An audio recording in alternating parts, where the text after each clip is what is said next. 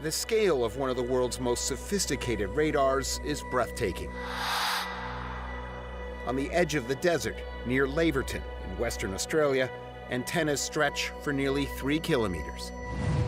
They're receiving signals transmitted from 80 kilometers away and travel a remarkable path to allow Australia to detect threats in the air and at sea.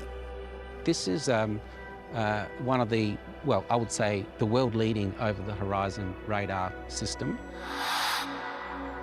The system is called JORN, Jindalee Operational Radar Network. Designed to protect Australia by giving the military the ability to see potential targets well beyond the horizon.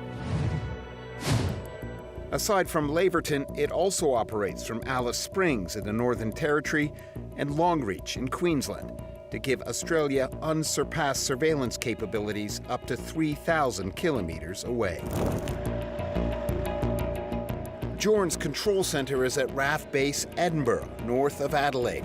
At the vast Defence Science and Technology Group site across the road, Defence limited our filming to a few unassuming buildings.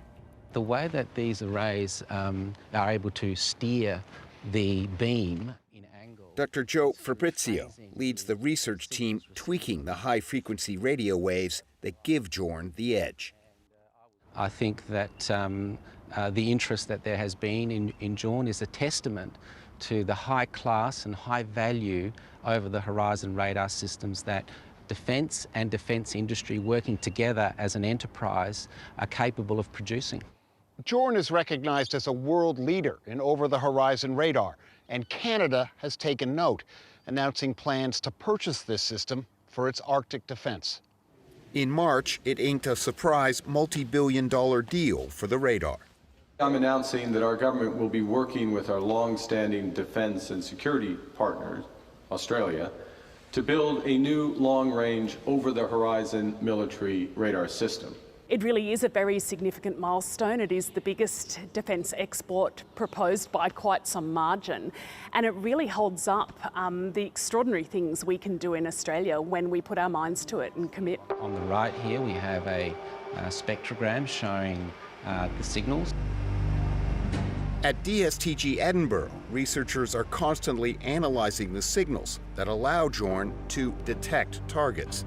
One of the key features of over-the-horizon radar is its down-looking viewing geometry. And what that means is that targets that flying low can't deliberately use mountains or valleys to avoid illumination and avoid detection by an OTH radar. In other words, all that low flying you see in movies to avoid radar, that won't work with JORN. Unlike conventional radars, JORN transmits high-frequency radio waves, 110 kilometers up into the ionosphere, and they bounce back to the Earth's surface from above. Objects underneath, like planes or ships on the ocean surface, are detected when waves reflect back to JORN's massive array of receivers, thousands of kilometers away. The federal government hesitantly allowed defence scientists to use this as an experimental facility to research the viability of an over-the-horizon radar. JORN is the product of 50 years of DSTG development that began near Alice Springs, a project named Jindalee after an Aboriginal word that means the place the eye cannot see.